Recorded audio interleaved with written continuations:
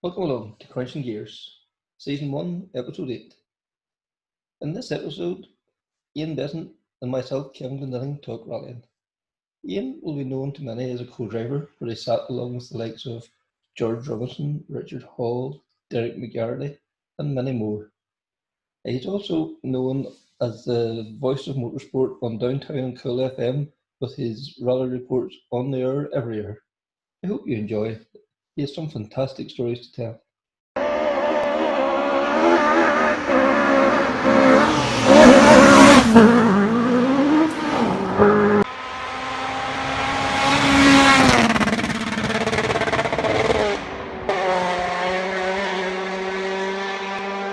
What could you do in a works car with works backup, you think, Frank? Sure. Take it handy and win every rally around. The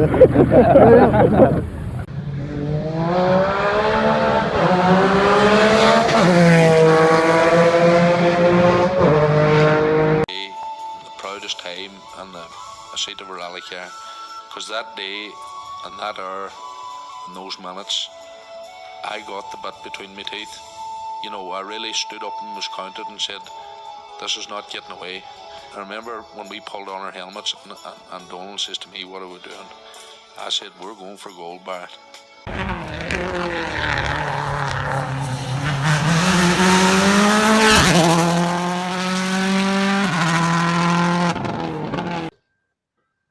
Welcome along to Krunching Gears. In this episode, we speak to the one and only Ian Beasant.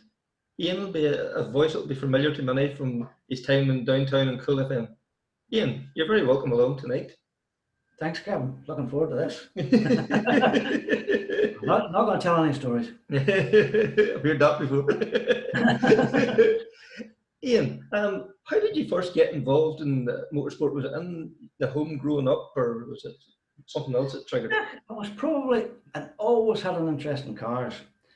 And then my father owned a paper shop and started getting papers, and I started getting motorsport news, or motoring news as it was then, Autosport. I went on from that, and then the first rally I think actually went to see, first proper rally I went to see was Donegal in 1978. And I got a lift down with two other fellas. They'd hired a car, and there was me and another fella. We'd no car, no nothing, no driving license. I went and stayed in Donegal and seen 78 Donegal, and that was it. That was just, that was it. Hooked after that one, because that was just unbelievable, you know. And you think about it, 15, 16-year-old, and you're walking around Ari Vatman that you've read about, and you know, even John Lyons in those days, like, just an absolute superstar. Remember on the Sunday, we're in a hedge somewhere amongst thousands of people, it seemed, and no sign of Lyons, no sign of Lyons. Then he came down, and this 2X comes, no glass, no nothing. Full face, open face helmet, and John just on the limit. Yes. You know, and it was unbelievable. But that, when you seen that, it just took it. You know, that was it. That was it. Started, and that was it. The flame had been lit at that stage. Oh, absolutely. And then the following year I was in working up in Coleraine at a summer job in a petrol station, and we found out that the Ulster Rally was coming on the Friday night from Larne up around the coast. Right. And we got up, we finished work, I think it was about 10 o'clock at night, finished work, we went out, and we stood in this junction, and it was a downhill junction, right and left over crossroads, and we could hear the cars coming in the distance, and the lights going everywhere, you know, over the sea, and everything was right beside the coast. And Penny Rickler arrived, and he just straight lined the junction. Right. Both wrong sides of the giveaway signs. Boom, straight through. And you just thought, wow. And he wasn't the only one. And it was supposed to be blind in those days. At that time we didn't know. No. Looking back, you wonder how they knew to get that line. But nevertheless, yeah. In the dark as well too. Yeah. In the dark, when you hear those cars, yeah, and there was BDAs and there was, you know, Chevette HSs and all that stuff, you could hear them coming from miles, and you're standing, you know, maybe 10 or 15 people, because it was a junction in the middle of nowhere. It was just, you know, the anticipation's just building. That's it. You're hooked. The smell and the sound and everything was just there, wasn't it? You know, and you're out in the middle of the night where you're not normally, you shouldn't be, and it's just fantastic. You know? So how did you make the move from spectator then to the co-driver seat? That's a good question. I moved back up. I worked in Coleraine for about a year, I think, and then I moved back home. And I had a good friend, Chris McNichol, and then him and me started getting on cool rally drivers, going to rallies and things. And then I met a guy called, I think it was Richard Hall, and I met them. And Richard and I were good friends. We went and done the Lakeland stages around Skillin it was then, about 82, 83, somewhere around about that. And they said, would you co-drive? I said, oh, I will do that, see what happens. And we did that, didn't finish. Drove the car there, got a left back because it broke the back axle. Car came back about 3 weeks later. That was usual, Richard, always him. Because we did that, and then later on in the year, we did the Galloway Hills. And, drove a car on the boat. Got the whole way over there, freezing cold, the whole lot, stayed in the guest house. Got up the next morning, going down the stages. I think it was second or Thursdays, going really well, and it all went quiet. We're looking at each other, what's wrong? The petrol tank had full now. And we're going down the stage. So we eventually got the thing stopped, got out, I had to get left back the boat, and got home again. I come back about 2 weeks later, and I went off and I sat with different people. And I sat with Ian Mulwinny, and we did a couple of local events, and Tardry and places like that, which were great. Norman Moore was another one, did a couple of local events for him. And then Richard and I decided that we would have a go at the circuit. No idea. This is about 85. Yes. Absolutely. We'll do the circuit. That's what we'll get money, we'll do the circuit. So we built this Sunbeam. It started off red at that time, but it was basically a TI. Good enough stuff on it. The engine was more or less nearly standard, bit stunted, and the interior was very standard. So we went and we decided we'd do the recce. So we got Brian Patterson's notes, and we did the recce. We spent about 4 or 5 days in the recce, which I'd never read notes, he'd never listened to notes. But we got our way around, we did all right.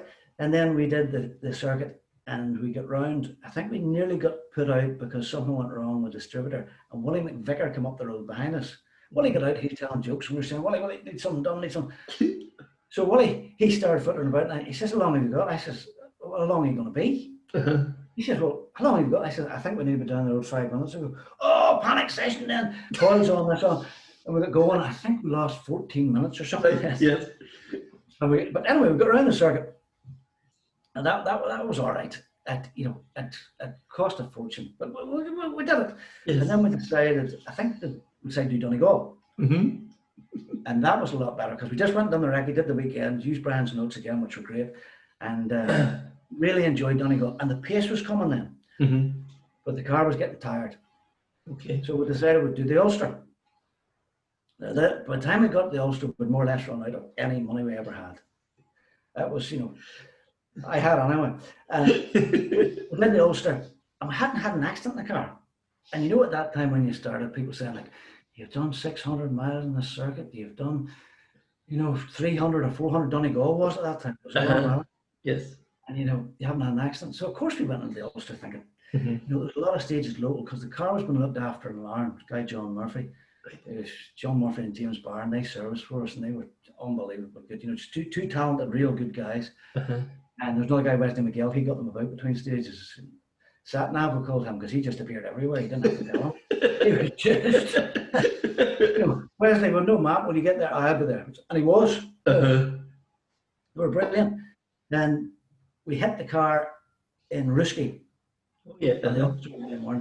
And just, we had one of those accidents where we actually thought we were going upside down, but it didn't. And it came to rest. It's all about down the road. Somebody's was a problem over bumps because the back suspension overheated on them. Okay. Now, the top guys in the Sunbeams, what they were doing was every 3 stages changing the back shock absorbers because they overheated. Let them cool down. Yes. Go. We had 2 shock absorbers in the round. So it overheated, of course, over the bumps.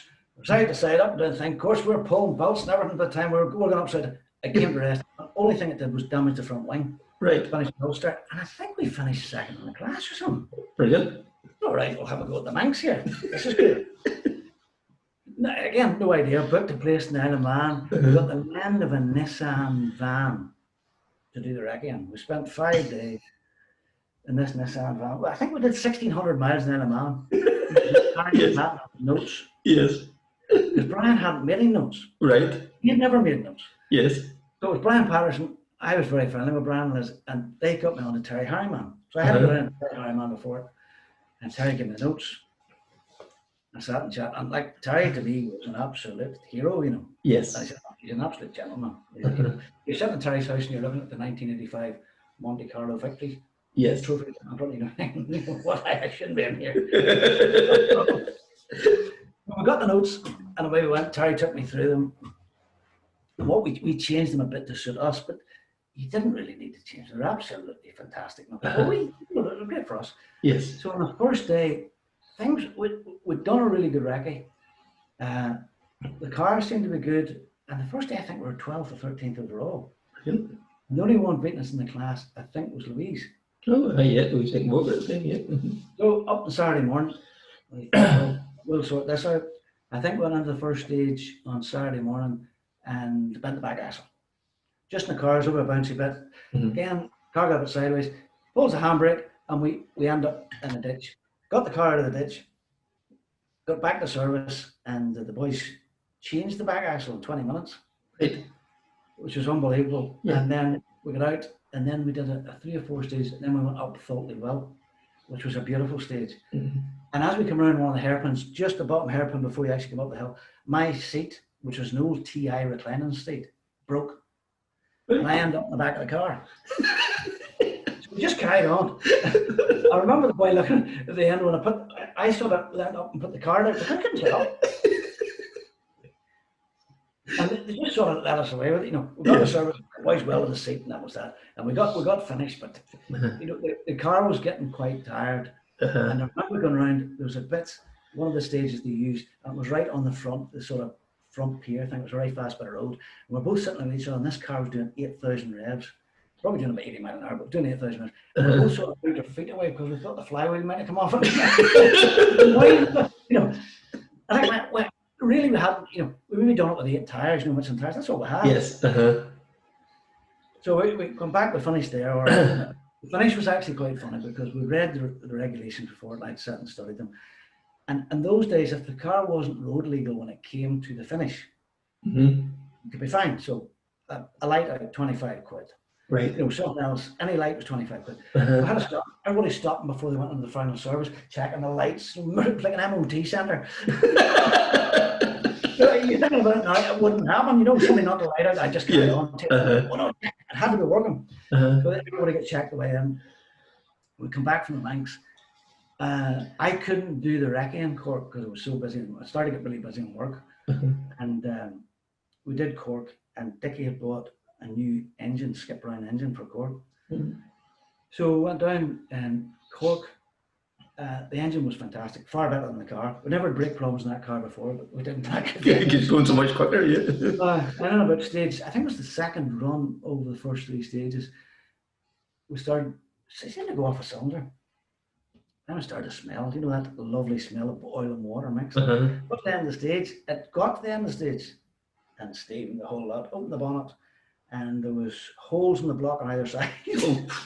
That was still going. So that was that year done. Yes. 86 then, we decided Dickie got big sponsorship, or good sponsorship from car parts. Yeah. And they would made them enough money to build a new car. It was that car rebuilt into a new shell, brand new shell. Yes. And a new engine, a new bottom engine, bottom end of the engine, new suspension, more or less a new car. I did Galway 96 with Stephen Money, and we did all right in another Sunday. And then I think we just went in through a hedge. It was very slippy, went in through a hedge and damaged something. Right. But got to the circuit, working right up to the circuit. No wrecking. Couldn't do a wrecking. We took the car out the night before. I got a set of Brian Patterson's notes. Changed them. We took it out of our stage called Carnarvon. They were using 2 days' time. And that's the first time we drove the car. Right. No testing. Yes. That's what we took the car to scrutiny, but turned down. Okay. They put us a brace on the axle, and in those times they were very fussy. The axle brace had to be bolted on. Okay. Our boys, like everybody else had done, had welded big head.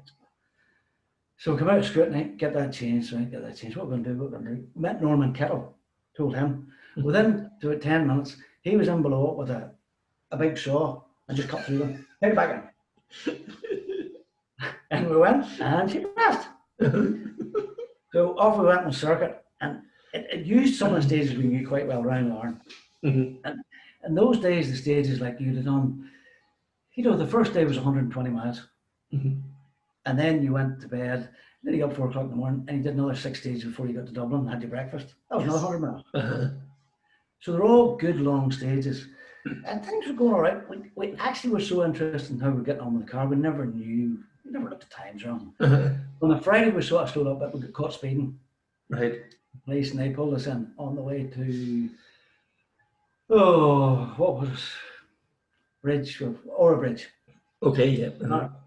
We went up one way and down. We got pulled in, and they kept us and kept us and kept us and kept us. We got into control with seconds to spare. And we didn't know it. We thought that was the end of it. They didn't do it. They might have to report us, but they didn't. And we got finished on Friday. Then we all went back to my house because I was living in Belfast. My parents, big meal, the whole lot, into bed, stayed there, 4 o'clock in the morning, up. And away we went. Everything was great. And we found out 12th overall. We thought, there's something wrong here. It's not right. But it was true. It was fantastic, and that year was probably the last long circuit, 605 stage miles.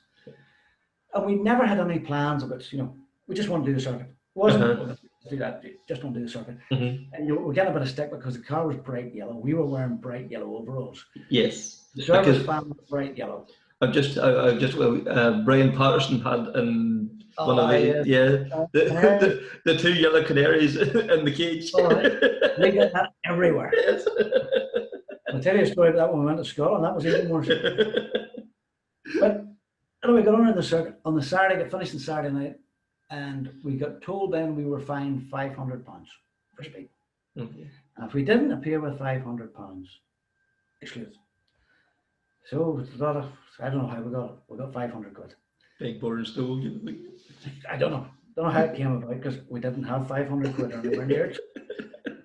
And we got 500 quid, and then we went on and had a good run on Sunday. Monday was always the hard day. But we got to Monday, got up through Monday, and we got coming into Galway. And Galway was absolutely jam-packed. You couldn't get in, you couldn't get out. I got out of the car and I ran about half a mile. I got into the control. Now, by this time, we hadn't had a penalty. Okay. Not 1 second lost. Right. And I said to the guy, the car stopped up the street. The car's coming, it's nothing. And there's 2 or 3 other co-drivers there. We both the same thing. And he was going to do us all. And he eventually said, it's not your fault. I clicked in. And I think then that changed it. We thought we might be onto something. The luck had changed and things were going well. We're up through the Sunday night, and it was one stage over the Partridge Mountains. We come out of service at the right time. Everybody else, more or less, in Province was late out of service. We arrived at the stage, I think it was stage 40 something. But no recce. We didn't know where we were going. No. We just followed the road book. No trip in the cars. I'd never done a rally with a trip in the car, and I so it made no odds. We got down to this wee lane, and it was so dark, there was no light anywhere. No. This guy came out, had to ask him what stage we were at, if we're at a stage. And he says, I. And then the rest of the cars came. I think we were on about 5th or 6th in the road there. And you could see, as we were going down the stage, you could see cars in the distance in front of you. You didn't know where you were going. No. Just that kind of stage. Then we came across Coleman, went off. We got to the end of the stage. Jimmy McRae, he damaged a wheel, or both wheels in the metro, and the studs had all locked, so he couldn't get a wheel off. Right. But everybody stopped. We're all trying to pull this wheel off. Then, we need to go. We need to 4 o'clock in the morning. We need to go. And I don't think we realised we'd actually done quite well until we got to about, I think it was Oma the next morning. And I think it was Brian said this, you're 9th now. What? Because when you're doing a long rally like that, as I said to somebody, you spend most of your time looking at your watch, but you never know the time. Right, yes. Because you're only looking for a minute, 11:57, 12:42, whatever your time you're due. Especially the services were all 17 minutes, so your head was all going, I might be here in 17 minutes. It's 15 minutes, it's whatever now you think you get out here. And we come out of there, and I think we ran behind Harry Toyman then. and stages up around Cookstown and that before he went down towards Belantrim again. And Harry went off right in front of us. I think the major shot where he seen go straight on the junction. We just came along after him. And the people, the stages were absolutely wrong because we never run up as high as that. No. Places actually, you come around a corner and the road was open with people. Yeah. And it was fantastic. Eventually, we got around to the finish and still didn't believe it. And then we sort of coming on the road section there, and we thought, maybe we've done all right here, and it was just fantastic. Got to bed that afternoon, got up that night and into the city hall and got all the trophies. So I think we won Best Northern Ireland Crew, first in class, something else, group A. I dropped one of the trophies. Cheers. You did cheers for it, and I think it was after that, then probably hindsight, we said we'd never known near the Scotland. Yes. Richard had never done very little in gravel. And we didn't really know.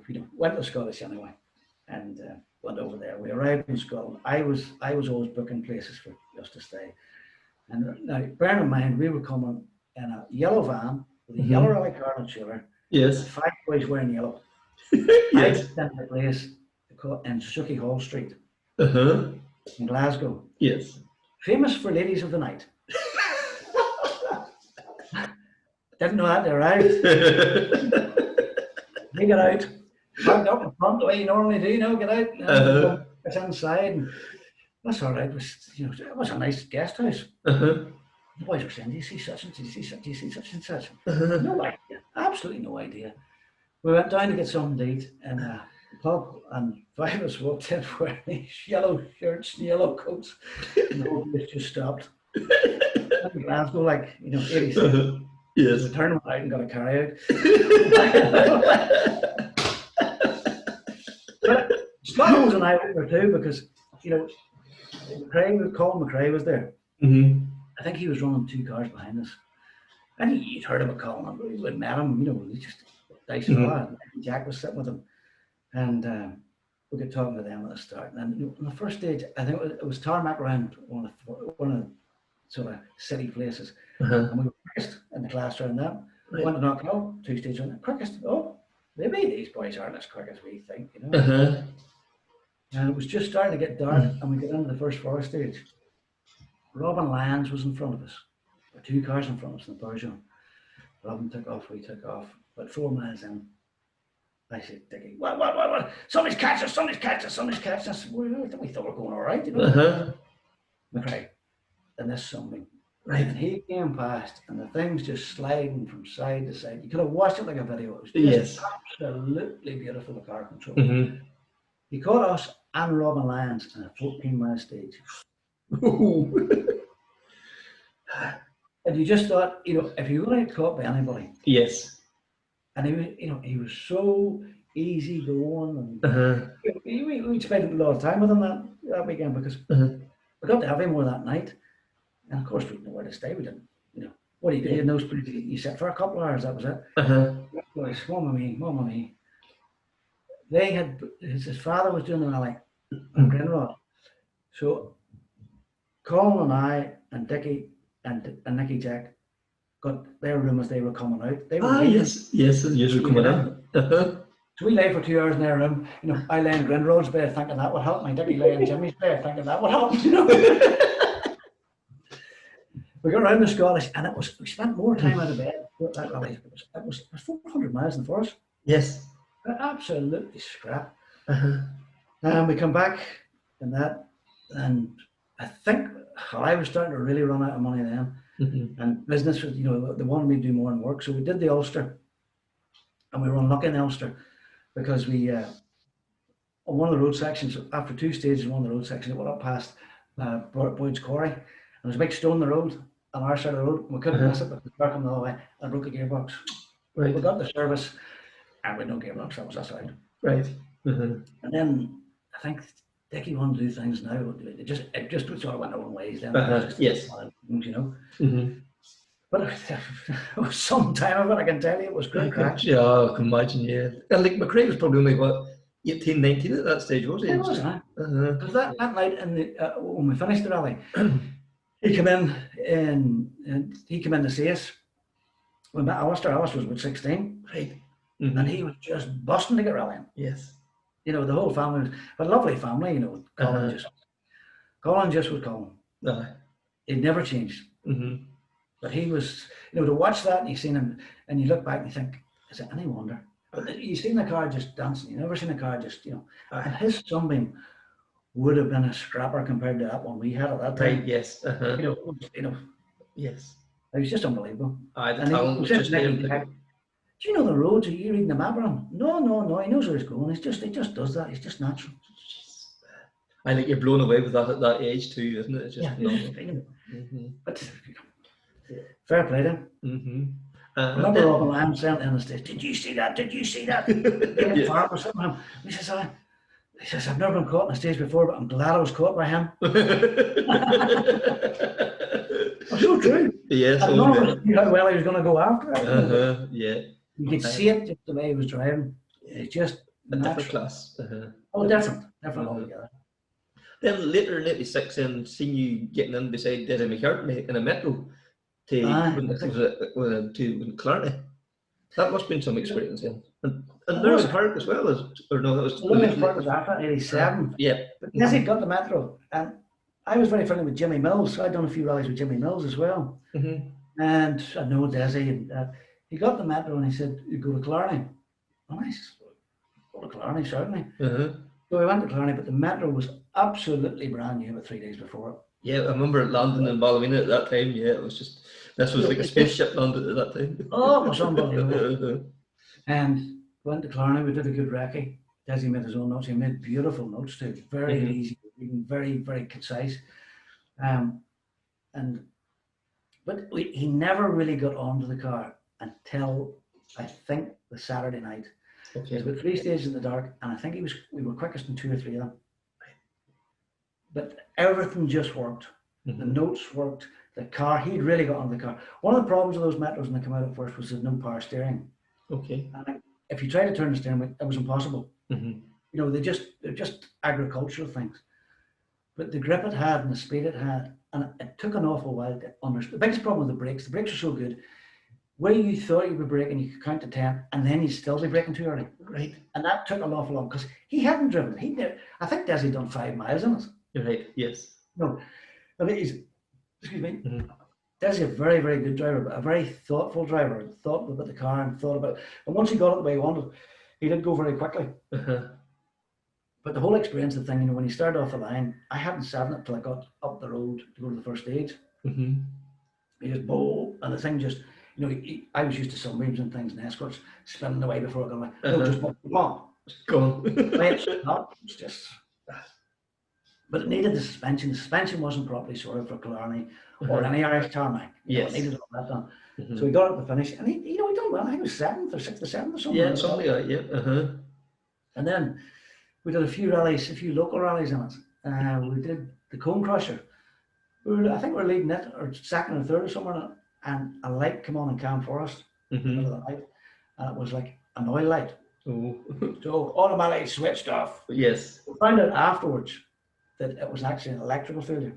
It was just a fuse. He did the right thing, you know. You couldn't take the chance. Straight time reading, keep going to see the junction, the light comes on. Turn that off.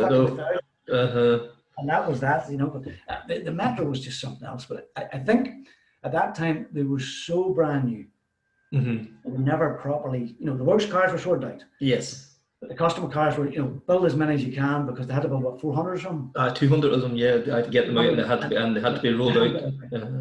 And that was actually the last time I think that a metro was run at an international. They were banned after that. Yeah, that's right. They were banned then at the end of '86, weren't they? They were either Group B, they brought them later, a couple of years later, but they were kind of detuned or whatever, the change of engine and all in them at that stage. The engine's on the 2.5 litre or something, didn't it? Yeah, that's right. Yeah. That was some experience, like, you know, and doing that with Desi, it's so much experience. You learned so much. He made notes just, you know, he made notes once and they were perfect. Right. You know, it wasn't, I want to change that. You know, they just knew. just a natural talent again for it as well. Yeah. Too. But he'd been doing it for so long too, experience as well, you know. Experience. I was, you know, if you sat with guys that were younger than you, you were trying to help them. If you sat with guys that had experience, you were learning from them, which was great. That was a 1-1 for everybody too, wasn't it? Then that. Then we took it to Lurgan Park in '87. Yes. That was, we nearly won it. Very close, because we had a battle with Kenny McKinstry all day, and we were probably 20 seconds ahead of everybody else. And the two of us went in the final stage. Was it 3? Was it 2? I don't know how many seconds apart, but we had a chance. And it was just on the limit stuff the whole way. And we rigged up the intercom because the metro was so noisy. I had a bit of sponge on my face. Right. So Desi could hear me. So and it all worked all well all day. And come back round the back bit, round the fast bit, and then onto the back bit on the gravel, and come off the gravel and turned in the middle of the park and broke the box. Right. The fourth gear was to come to second. It was the closest I'd ever get to winning Lurgan Park. Yes. You know? Desi really, really wanted it, but it was, you know, one of those things. I don't think that car ever gave much bother. No, just it was something just so simple. Simple, and that's happened. It's just So then '87 I had bits and pieces, and then I ended up sitting with George. I won my first rally, Town Park rally. Yes. And Desi was second on the metro. And it was another one that was battled all day. And I think we were about 4th or 5th after the first run through Tardry and all that. There was 20 stages. I remember Brian Patterson, when I look back at it a few years ago, and there's 20 stages. And it was the last 4 or 5 stages were in the dark. And we got to Slievenora for the very last stage. It was the full length of Slievenora, about 8 miles, which was quite long for one of those things. And I said to George, the map light's not working great. He says, there's no map light. He says, George, we're going to need some. He says, look down in there at your feet, you'll see a torch.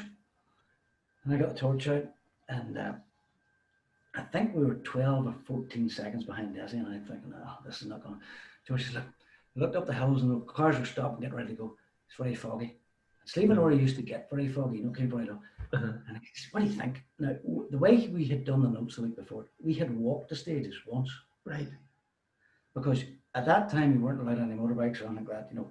Okay. And a bike in a forest is not easy to make notes on. So we just walked up once, spent the Sunday. I think we spent Monday in bed after, but nevertheless. Wrecked. And we got on to the last stage, and, you know, Big George is just so easy going, you know. You never, what are we going to do? You know, well, just do it. Just carry on. Be all right. Be all right. You read away the notes. Be all right. And we took off at that stage, and that was the year he just put the BDX in and started. The sound of it was alone. It was just beautiful. It was a gorgeous car. And we got up and really going hard. The next thing I knew, I'm reading, you know, make sure you turn right up at the top here, 50, 40, trying to count down the escape road. All we could see was fog. Got reversed, gently done it, got reversed, up over the top of Slievenora, down the other side, and we come out and got Desi's time. We beat him by 19 seconds. Off the spin, you know. And that was, you know, and that's how I won my first rally. Yeah. And it was just, you know, you'd always want, when you start rallying, I think everybody wants to win a rally. Of course. You know, if you don't win another one, it doesn't matter. But once you get the first one, and it was just unbelievable, you know, it was great. And like George again, as you say, like he's just one of them guys, and that started the things he done with that car. That he had it, it was amazing, wasn't it? Yeah, so. He was just so at home with it. You know, he used to. George is one of those people. You never ever felt the car was getting away from him. Right. You know, everything was under control. Always, and he always carried a lot of speed. George was sort of. I used to say he was always up a gear. Right. You know, he'd revved it so much, but if he could get into 5th gear, he was in 5th gear. And then he's probably the last to late breakers. He probably still is. Right. You know, but the car was so well balanced. You know, and George was just. It was just him and the car were just perfect. Aye. There's every now and again there's a combination that just clicks, isn't there? A car, driver, the whole. So. He would tell you that himself now. Now, of all the cars he's ever had, I would say that was no doubt the most successful of all time for him. Yeah. And it must be something that's inherent in the start as well, too, because, you know, you look at even the Milkman now and Shane McGurr and the Forest, you know, there's no overhang on them. They're like, No overhang. As well. And I think you can balance them really well. They're great under braking too. Mm-hmm. And they're small, but they're not overly small. Yes. So they're nice and squat, Mm-hmm. So they're good and fast. They're just a good all round, and they're light. Mm-hmm. Bullet shell's light, so it was good. Yeah. Mm-hmm. And that was one you'll not forget now for a while. No, that's for sure. And then you started competing then in the BRC then with Ken Graham in a 205. That was 88, wasn't it? I done a few rallies with Ken in the Sunbeam, Uh-huh. and I think I done Lurgan Park with Ken in the Sunbeam with bits and pieces, a couple of the Northern Ireland events. Uh-huh. And we got on very well. And then he got a sponsorship deal from Woodlock Windows in Oma. Mm-hmm. I think it was his father-in-law. Come up with this 205 GT. It was the ex-Robin Lyons one. Okay. It was a good car. Mm-hmm. And we went, Ken and I had done actually the Border Crown. He's done a few in Scotland actually. And he was a great driver on the loose, real good gravel driver. And he himself, he would have said he wasn't so fussed and tar, but went and did the National Breakdown, was the first one. And not really at it at all. And then it broke a drive shaft, which apparently those things did. So that was the way. Went to the circuit, did a reasonably good recce, and he just switched on to the car on tarmac. Mm-hmm. He really got the hang of it, it suited him down to the ground. And as the rally went on and progressed, he got better and better and better. And we came home 11th overall, first Northern Ireland crew. Brilliant. And, I remember saying, I stopped him coming out of Mondello Park at the last stage. I said, do you realise what you've done here? And I told him, he says, I just don't know how we done that. He says, I never liked these cars. That was it. Now, we stayed in Dublin that night, did all the prize giving up, because then in those days, if you didn't go to the prize dinner, you didn't get any prizes. Okay, yes. Which is now different, and that was part of it. The social life was good. And then we went to the wheels, and I think the confidence was maybe a bit too high on wheels. We've done quite well in the first couple of stages, and then we went into Haffron. And I'd started to use maps with talking to Mark Crowe, who sat with Davy Greer, because we'd always been fairly close to them. And Davy had a lovely Toyota Corolla. It was a joke. It was 8 seconds his way or 8 seconds our way, seemed to be for a while. And Mark was showing, and I was saying, see, how do you call those big? They're big U's. They're a hairpin that went on for 3 miles. Oh, right, yes. Because I just say, big, long left U, keep going and tightens. So we came across a few of these, and the Peugeot's sliding about, and Ken's getting the hang of it.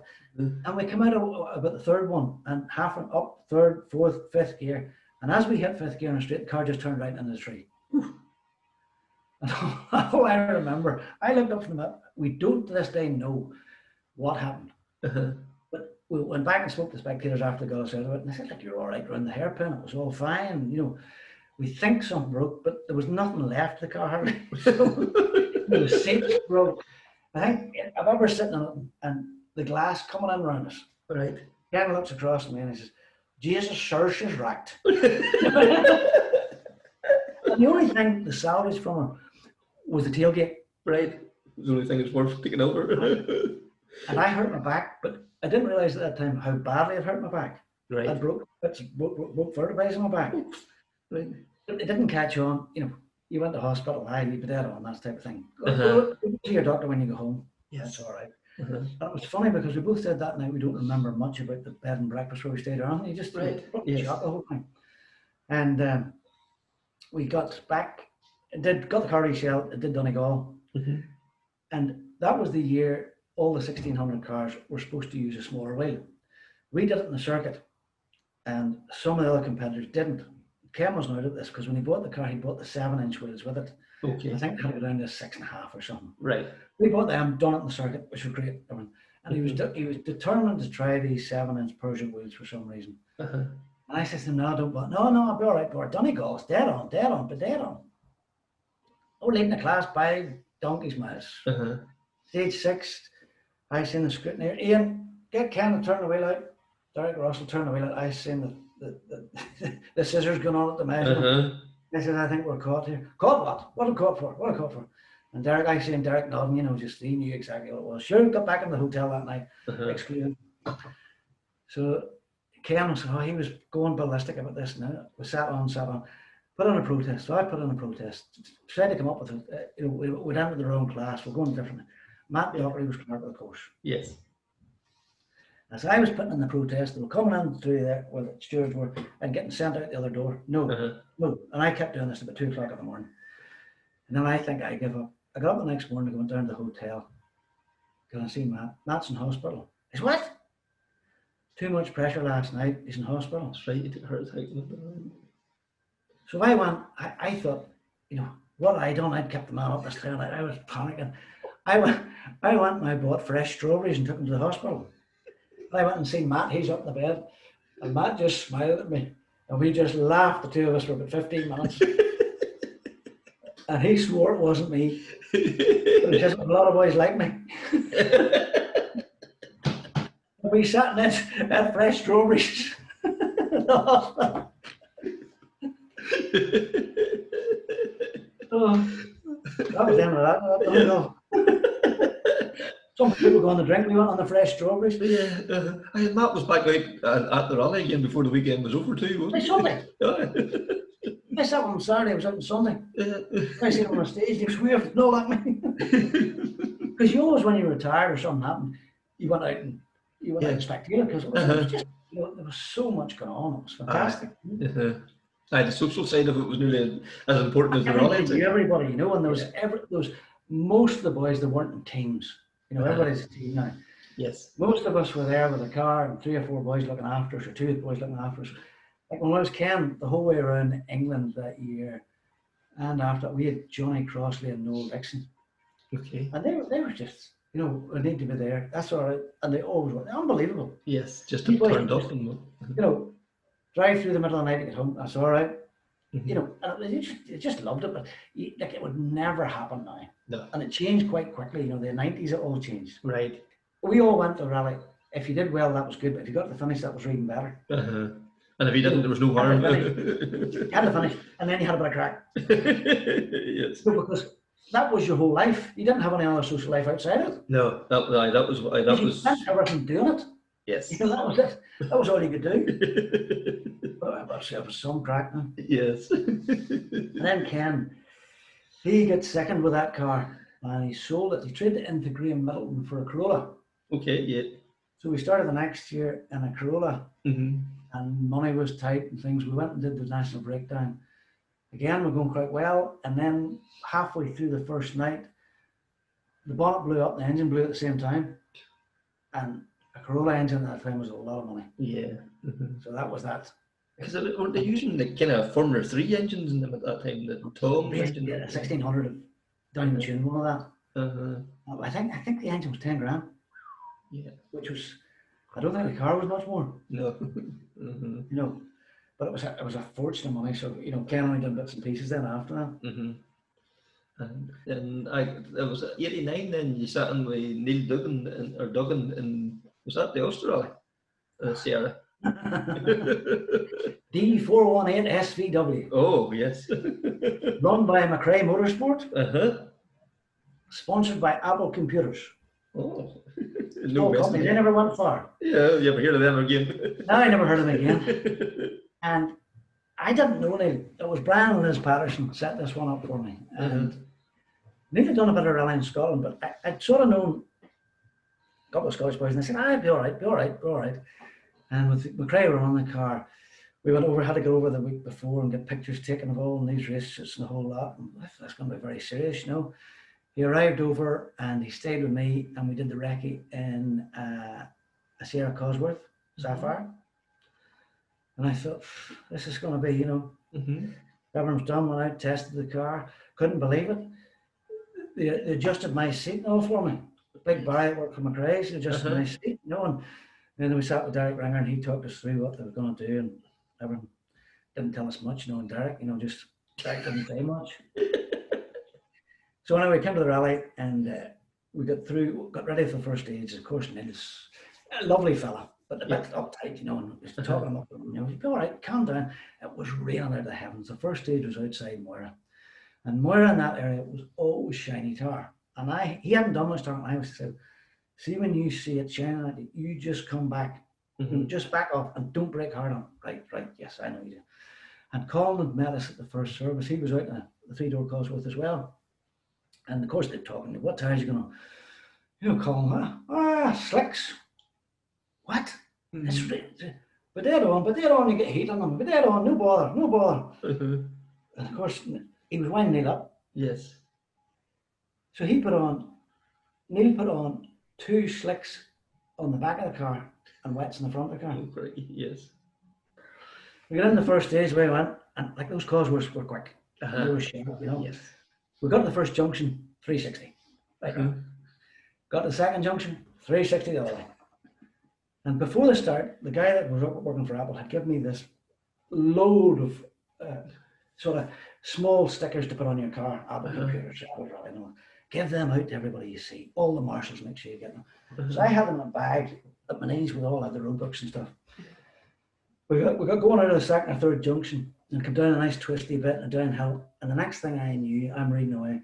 Next thing I hear bang, and I looks up, and all I could see was this thing going up in the air in the field, and the Apple stickers just flying like inside of her.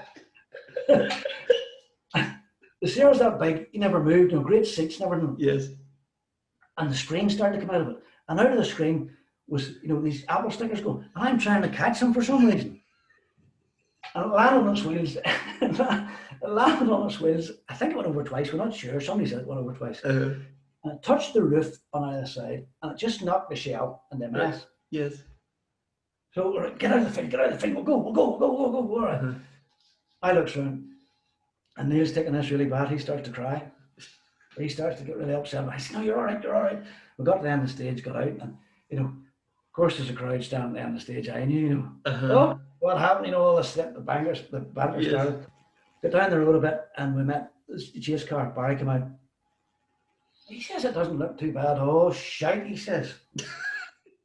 It's scrap. The screen was broke. The screen had come out in one corner, in the top corner, and the roof was all bent. Right, yes. Well, that was a sight. You more or less got put out of the car. Right away. Back to the hotel, Neil was staying that night with the Apple people. They had 20 or 30 people over to see him. No, hadn't seen him. He went to the hotel room. He was very upset about it, and I'm sure he was, because he'd done that so right to get the deal, and yes, might have went to something else, and going bad in the first stage. So I got the Apple people into 3 cars, and we went and watched stages that afternoon. Right.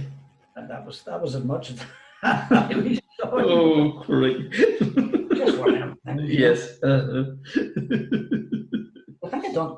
Was that the year I'd been spent second with George too, and Galway, yeah, that's right, yeah. That's right. Started off that year well with George. Well, that was because we'd done.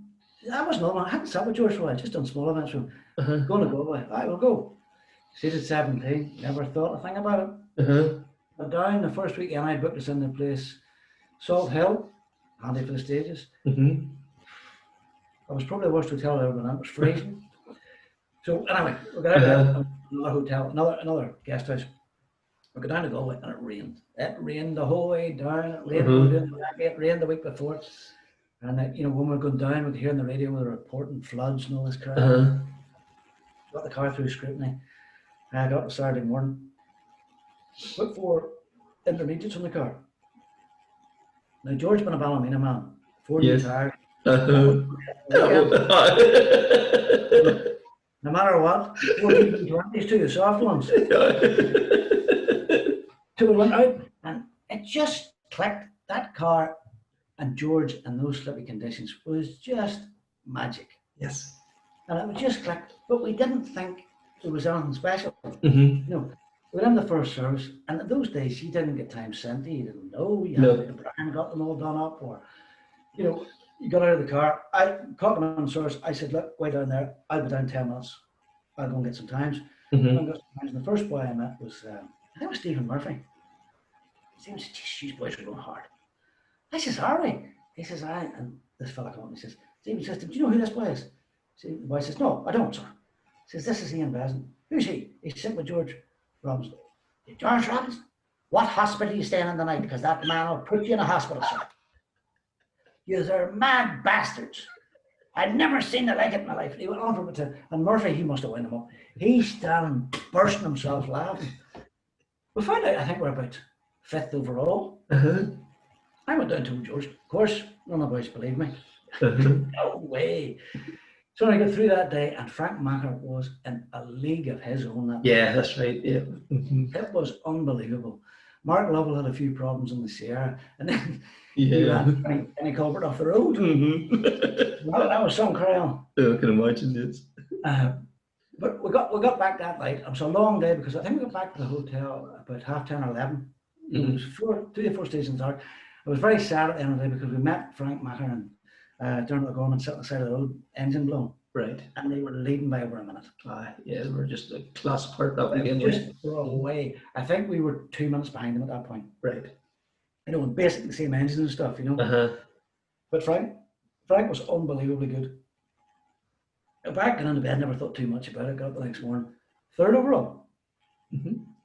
Michael Barrow was second. Mark Lovell was leading him. And we were walking down from the hotel, got left into the hotel. You had to go in there and do something, and then we went down to Park Farming. And Barrow and I can't remember who was sitting on. We were talking on the way down, and Barrow said, "Well, you boys went quick in the dark last night." I said, "Oh, it's all right." So that's all right, you know, just didn't say anything about it. And he said to me, and I regret saying it now, but he said to me, "How are you going to go today? What do you think today?" And I said, "Well, there's only one speed we can go at, and that's flat out. We've been doing it since we came." And I didn't think anything about it without the first stage. And the first stage, quite a long straight, couple of corners, and then a 90 right. We come at the 90 right, and who's sitting on the other side of the hedge? Barrow. Straight through the hedge. And I thought, oh no, I hope I didn't. I apologise not to him. He said it was. Yeah. But just you think, did I say something? Maybe, you know, it was the first stage, it was really slippy place. Like, I think if he hadn't been off there, we probably would have been. Yes. You know, because it was the first real breaking bit on the stage. But we got around, we finished that, and we had a bit of crack during the day with Mark Lovell because Ronan Morgan was sitting on. Oh, yeah. They were, you know, I knew Ronan quite well, and Ronan was sort of coming back and saying how we were getting over like minutes behind him, you know, at that time. Just out.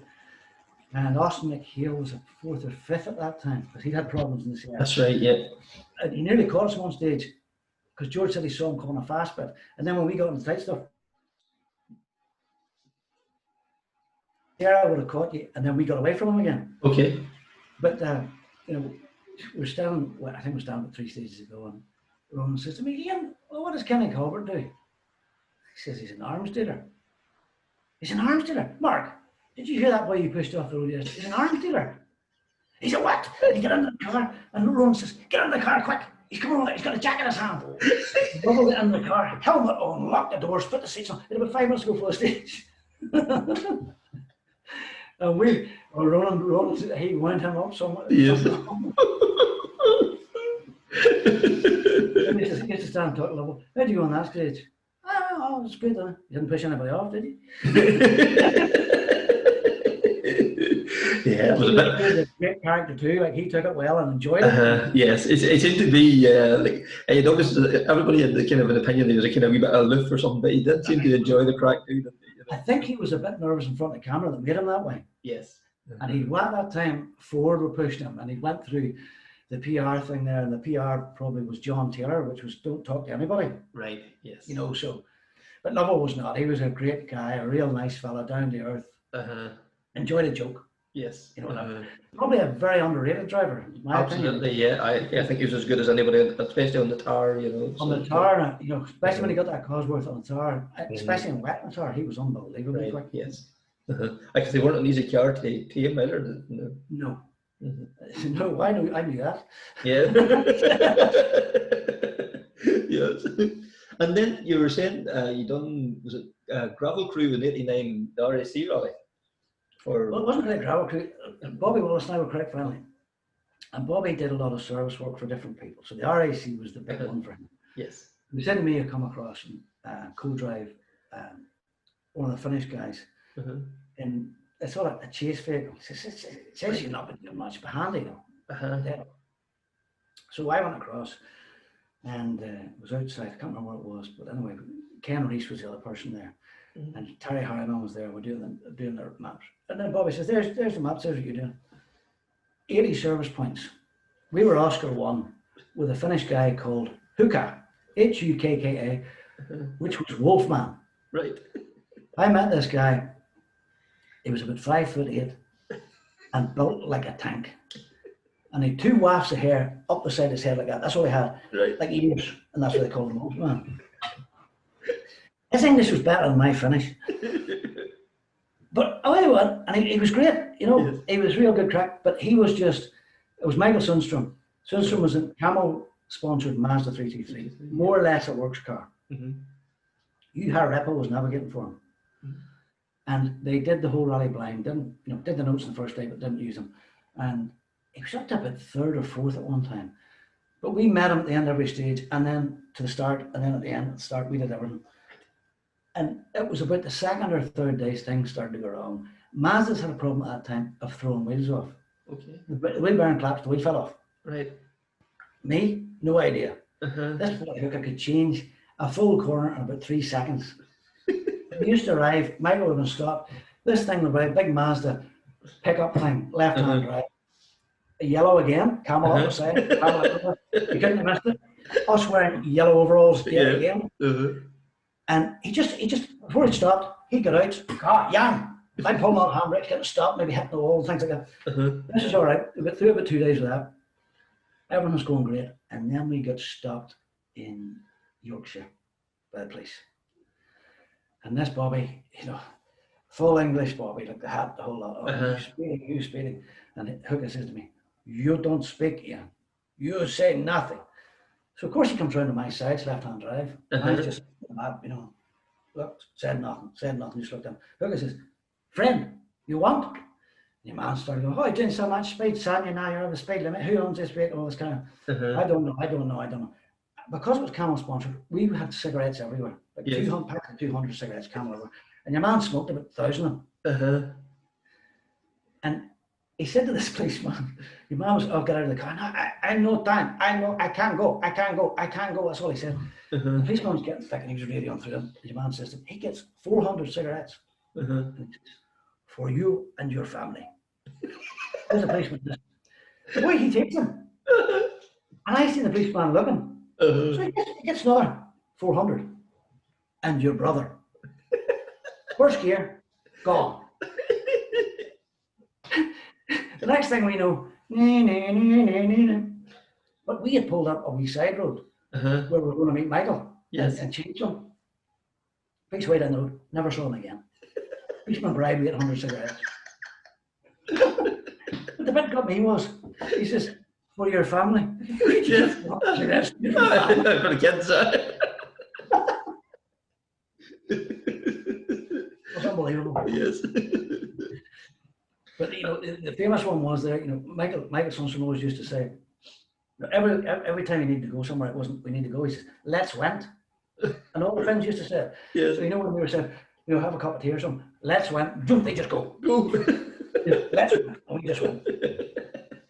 But that was an experience and a half. I tell you. Oh, I can imagine. It just all they did was follow the rally car. Right. Road signals, speed limits. No, just you need to be there. We need to be there. They just want. Just went. That was fantastic. Yeah, some experience.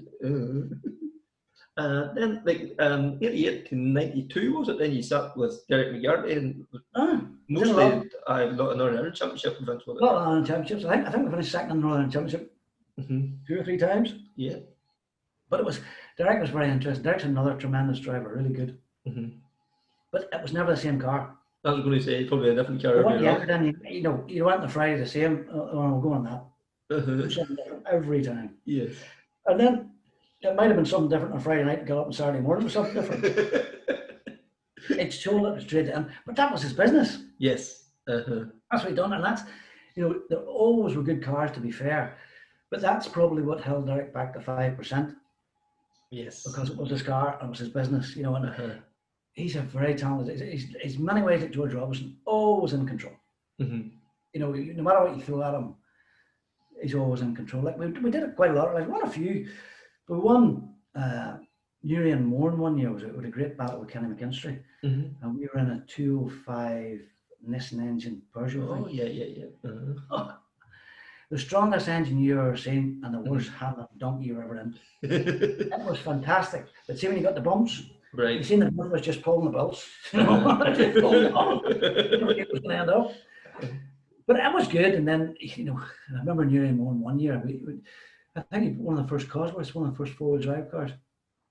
And one of the first stages.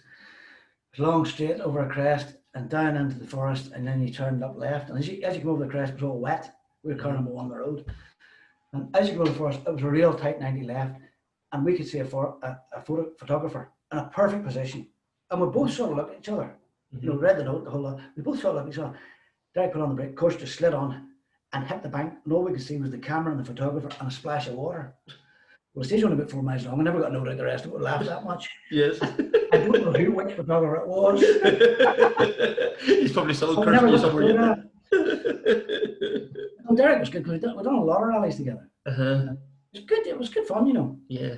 Because I suppose at that stage, he was like at that position, he was kind of thereabouts with one of the rallies and championships. Top 2 or 3, like. Yeah, no. I think in '91 was one I remember was I'd opened Cart Valley that time. I was very busy, and I burst my appendix the day Cart Valley opened, 4th of September 1991.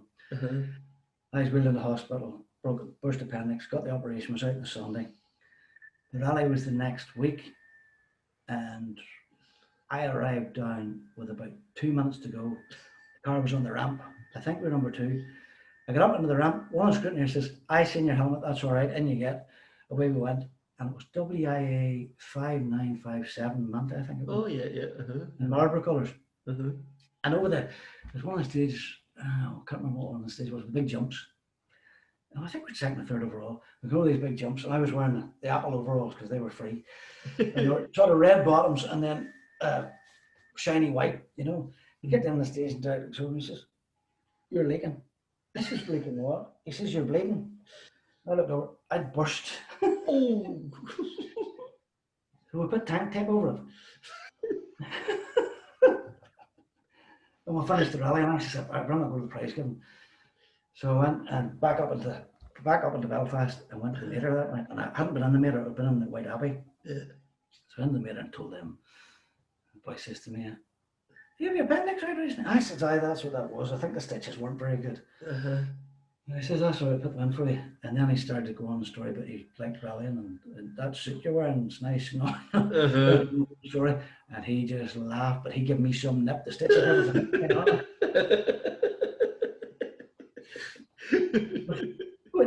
It wasn't anything bad, it just was a bit of blood, you know, to come out of the thing. Yes. One of the boys, I think it was Paul Travers, gave me a bit of tank tape to put over. It was good. Yes. There was no pain at that time, it was all done, you know. So No pain, no gain. no. It was definitely fun. Yeah. But at that time, it was still very good fun. Yes. You know, and although we took it very serious, and anybody I sat with took it very serious, at the same time, they knew the limit. Yeah. You know, we could only afford this much. How many tires could you put on? That was it. That was really what you had. And, you know, I remember Jimmy Mills coming out of the stage one day and, "Oh, the car's this and the car's that." I says, "Jimmy, this is the best we have today." And he just laughed and he says, "You're so right." Mm-hmm. And we went. Yeah. That's what you do. Uh-huh. And then 94, the opportunity to come up to sit with Robbie Head in Australia and a Honda. Taiwanese Honda. Yeah. But Robbie and I knew each other quite well. Uh-huh. Campbell was sort of retiring, didn't know what to do. And Robbie got this deal in Australia. And I was in Cart Valley at the time. So I had done gravel notes for Robbie, I think in '92, on the Ulster where he finished 4th or 5th or something. And we pushed him over the ramp because it was in the Sierra, the gearbox kept breaking on. Oh, And he says to me, "Let me go to Australia." And I said, "I've been out for a deal, you'll be dead on." So away we went to Australia, excuse me, and flew into Perth. And Robbie was there. He'd been there about a week before. Mm-hmm. He'd been to Taiwan and then flew from Taiwan there. And he said to me that night, he says, "I don't know what this is going to be like." He says, "Because they gave me a car to drive to test over there." And I says, "What was it like?" He says, "The engine was brilliant. The rest of the car was a disaster." So we got up and we started the recce, which was a bit of a session itself because the no recce car, it hadn't appeared. right. So we hired a car to the recce, did bits and pieces of the recce, and the first day in the recce, we were both a bit jet lagged. And we met Colin and Derek, and they were saying, oh, you need to be here a week before it, you need to be here a week before it. We weren't there a week before it. Carried on with the recce, got as much of the recce as we could done, changed to a left-hand drive recce car halfway through it. That was okay, and then we saw the rally car. And sure enough, we took it up the road. It must have had 250 horsepower, this thing. Right. And a Honda Civic. It revved about 10,000 revs. But the time in his team, the coordinator was an Australian guy. And I don't think he knew much about cars, but he knew a fair bit about coordinating. He'd done rally Australia. He was great help. But the time in his team didn't speak much English. Well, none. You know, we sort of had a relay through him with lots of problems. You know, the first stage, Langley Park, all excited about Langley Park. And I think Colin said to him, you watch the first corner in Langley Park, it's dangerous. Robbie, I had to dead on. First corner, 1, 2, 3, 4, straight up the bank. Bumper off. 2 laps, and got out of Langley Park. And he's, oh, this is it, this is it. I said, well, no, it's all right. I never listened to him. No, it's all right. First stage wasn't listening. And he had a very strong note system. Every single thing was in it. And he even said himself afterwards, too many notes. You know, he had 1 to 9. And you've been coming at, you know, a chicane type of thing, but it wasn't a chicane. You had 7 notes to read for it. Right. I used to say, well, how do you get that in your head? I don't. I just know it's coming. So, you know, and Campbell had told me about it, but it worked all right. It was dead on. Then the first stage we got in the gravel. That was okay. We were happy enough for this. Second stage, we landed over a jump and the 2 front struts broke. We got the whole thing gathered up and then 2 back struts broke. So come out of the stage, first stage, utter belly. And so I was changed 4 struts. Second run around, same thing happened again. We couldn't understand, like, this is, you know, this doesn't, and Australia's not very rough. It's not, you know, it's not too rough. And this kept happening, we're losing acres of time. And then Robbie got on to the boys in England who'd done his Civic, and they said they're doing this and doing this. Change springs and things that got us sorted, but we were way, way back. And then on the second day, we got a couple of good runs over. We worked hard on one stage, which was a 40-kilometre stage around a lake. Now, when I say a lake, it's probably the lake the size of Belfast, you know. And we actually set quickest group A time running. Right. And then the manifold fell off. And then the struts kept breaking again. And then we were watching them in service. And, you know, sometimes you didn't get out of the car because you were servicing on the side of the road and everything. When you got to main service, you were watching these boys. And they were filling the car, the back of the car with fuel. Every one of them smoking. We were thinking, you know, we got to the point, get out of the car. Much you need, 40 litres, run. But we got finished anyway, and we won our class. I don't know how we done it because the car shouldn't have lasted, you know. Yes. And then Robbie had found out then he more or less got the Renault drive for the next year. They'd been talked to, and you know, he was really happy about that. And who did he get? Terry Hyman was going. Right. And so that was great. But it was an experience. Like Australia was just. The funny thing about Perth was, and you know, it's time to look around. Perth was probably a gorgeous, clean city in the world, but there's nobody in it. Right. Underpopulated, you know. You had Chinese quarter where you could eat, this Italian quarter, everything you wanted there, beautiful sunshine. Nobody there. Right. Went to the bank one day, the main bank, money changed. Stopped outside it, walked in. Right. No cars. Just no atmosphere at all. And in the stages, you know, you'd have seen all the trees had been burnt.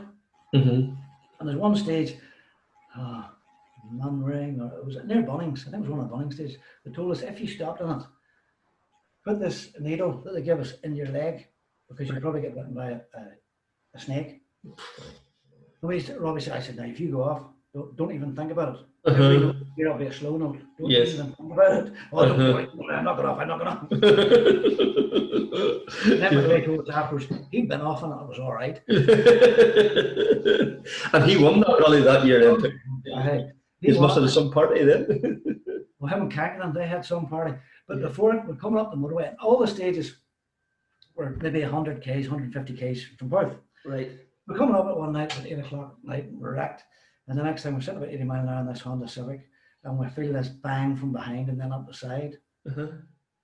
The Subaru Impreza with McRae, he was trying to push us off the road and spin us. You know, and then Robbie knew it was happening, so he started back. The two of them fought the whole way home. Both cars all damaged up the side. And I said to Colin, what are you going to tell the DR? I just said the DR, I parked it somewhere and somebody drove into it. And he did. And every time you seen it, it was not, he drove up behind people and just pushed them off. I thought it was funny. Yes. But that was, like Robbie and Colin, big friends, and they'd done that for years to each other. Yeah, This was nothing new. You, Remember said to me, don't get involved, don't get involved. Just that. Steve. You know, it's just sitting in my mind here. Across the road. Oh no. Something broken. No, it's not, it's just Colin. Then he wanted, and they brought the car into this big hotel place. And Colin had a few drinks in him and said, get in the car. He got in the car and he lit the car up and did donuts over a dance floor. The smoke was everywhere. We were all sitting, nobody could see anything, just bright white in your eyes. He stopped the car and got out and waved and all the carry on, and the place went ballistic. It's mad. And he looked at the floor and the floor was wrecked. Oh. But that was just Colin. Yeah. And nobody else could get away with it. No, he could get away with it. Anybody else just would have smiled done it. and went on. Everyone was okay. Everyone was okay. Yeah. He was a great fellow. Like. Oh, yeah. So then, oh, sorry, we mentioned earlier on there about Brian Patterson, who recently just passed away. Like, you've mentioned him a few times along the way. There must have been a great friendship there between the two of you as well. It was. Brian and I, from when I started rallying, I knew Brian Patterson. He only lived up around the corner, lived a mile away, a mile and a half from me. And I knew him and knew Davey and Chris and Michael. And Jody, not as much Jody. Jody wasn't, at that time, Jody wasn't as much keen into rallying. But Brian, I used to spend hours with Brian. Brian, I even done 87 when we done the notes. I went with him on the circuit and made notes for him. And we spent a couple of days together. But we always, Brian was just Brian. Brian was just a gentleman. And the knowledge that man had, the stories he could tell. And he was always just right. You know, he was just calm and controlled, and the way he wrote. And he's a massive loss to the sport. And I don't think people underestimate what he done for the sport. No, yeah, without a When he doubt. started in 86, 85 and did those notes. It was Terry and him. Terry was doing World Championship at that time, so Terry sort of set it up for him and helped him. But Brian spent months practicing. And I used his notes religiously for a long, long time. You know, George and I won second in Galway, Brian's notes. Yes. Dickie and I, 86, Brian's notes. All through 85, Brian's notes. And never once could you say something wrong with notes, Brian. Yeah. You know, and the way he wrote, you know, it was, you know, I think as other people said, you'd arrived when you got your name in Brian Patterson's bulletin. Yes. It was that or Sammy Hamill's Iron Saturday Night. You never mentioned that there, you had arrived. You were the man. That was it. You know, Yes. you'd done it, you've been there. And you know, even then when I started downtown, the first person I spoke to when they asked me to do it was Brian. Right. Yes. You'll be fine. You'll be Brian. And it's just when I spoke to him, I met him at the beginning of the year in Tesco's car park and had a yarn. Didn't even know he was sick. Right. Yes. And the city didn't tell anybody about it at all. It was just his own way. And He just was the same, shirt and tie, smiling, carrying on, joking. I think we're both in the chemist or something. We're both laughing about getting paracetamol or something. right. Yes. And he might have been in to get medication. You never know. Yes.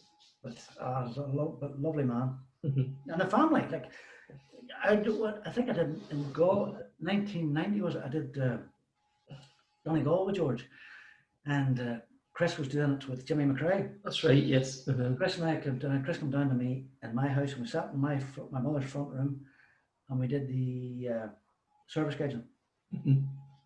And every time Chris was leaving, we were out. And that was Chris. But I always knew Chris. Chris was determined to get where he wanted. Yes. He that wee bit of talent. He's very, very talented fella. And he did it. And fair play to him. Yeah, he got to the top, didn't he? Yep. You know, That must have given Brian and Liz such pride then to see their son. You know, I don't think Brian would have said sometimes, but he wouldn't have said too much about it. It was very humble. And I knew Michael well. I knew Michael you know, before he started, and then he went to live in England. He came back. Mike was just a small Brian, you know. Very nice fella, very good fella, very straight. Just the whole family. And Davy worked for me when I had Cart Valley. Right. Yeah, Davy's a great driver, you know, but an absolute liver.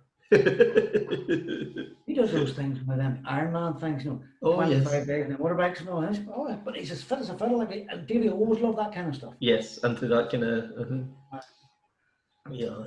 It was a massive. It was just a shock when I heard about it because I didn't know.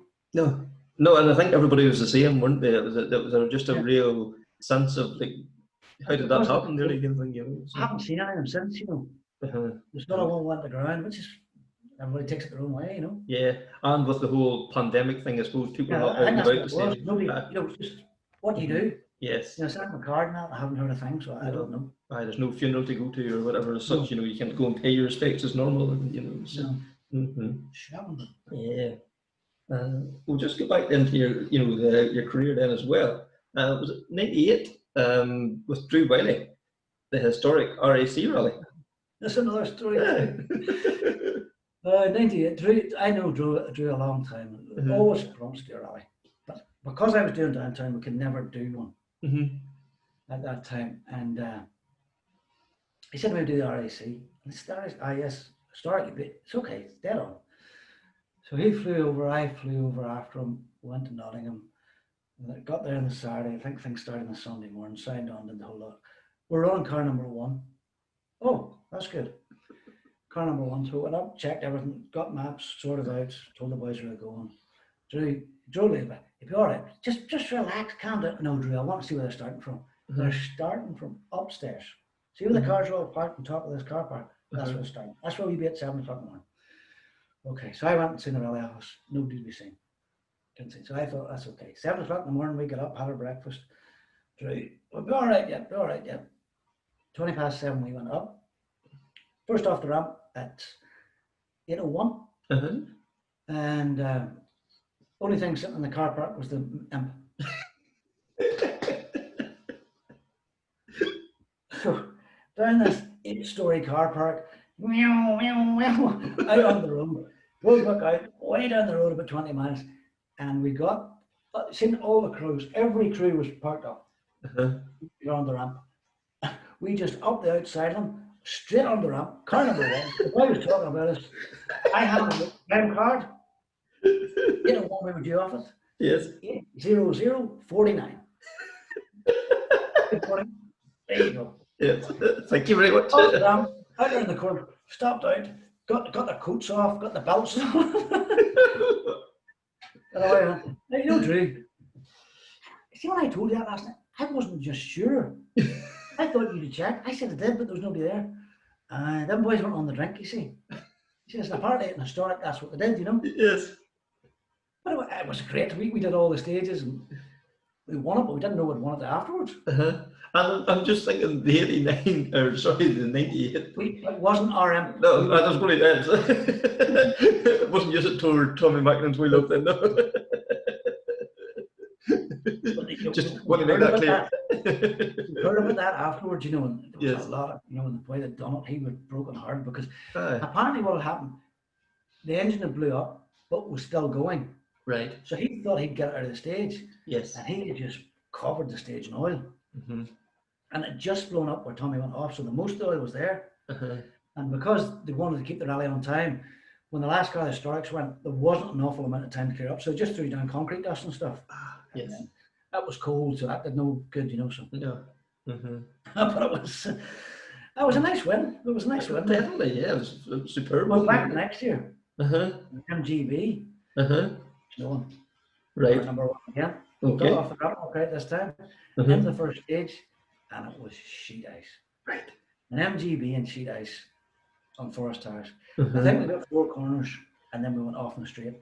By the time we got out, we're OTL. We thought, but we went around and finished the rally. Yes. And they actually closed and we're second overall. Right. Which we couldn't have been. It was impossible. And then they added up and up, we weren't. Like we're OTL. You know, start number 1, and the road was just like white ice. Yes.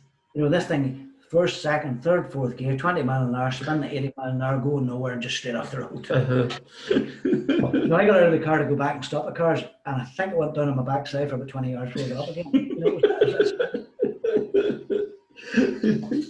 So was that you and the co-driving finished then at that stage? Then? More or less. No, because I was busy, and I've been doing the downtown stuff since about 92. So I hadn't actually done much co-driving before that. I think it was Robbie, and then I was so busy with work, I just didn't have time. Yeah. So downtown was taking most of my time, or downtown cool was taking most of my time for. It was good to stay at it. Yes. And was it a help or a hindrance knowing the drivers and the co-drivers? Was it hard then to say if they weren't having a good day or kind of thing, or was it good that you had the kind of inside information as well? It was different because when I started it, I don't think anybody knew. I didn't even know until I was at the end of the stage 1 in Donegal in 92. And and on the boys, right, what are you doing here? And Brian was on one side of the car and I was the other. So what we did was, because it was 30 seconds, we always did it from then on. If I was there and he was there, one of us get a story, one of us get the times. Okay. The cars come that quick. Yeah. So we done that. But most of them over the years, they were dead on. They were, there's things, the favourite one was before I'd have been standing on my book, not showing the times. And I said, I've lost a lot of time in there, spun. Did you? What time did such and such do? He was just 2 seconds quicker than you. And you spun? I was only a small spin. It wasn't that bad. Only around a bit, because they knew I would have known, a spin. You just don't get away with that. No, yes. They were very good, to be truthful. Very, very helpful, like Birdie and Austin. All them boys were. Austin was a bit standoffish for a while. But then, I knew all the co-drivers, which was the benefit. Yes. And they would have told you things. But, I respected them. If they'd have said, here's what happened, but you don't say it. Yes. I didn't. Yeah. And they knew that. Where I think I wasn't a journalist. Other journalists were just... I blabbed it out then, kind of thing. Yeah, it was a story. It was a story. For me, I wanted to get a story for every hour because that's what I was getting there to do, Yes. In fact, to be truthful at the start, I had no idea. I was told, asked on Wednesday to go and do it. And I was in Donegal on a Friday afternoon. Right. And the first one was at 3 o'clock.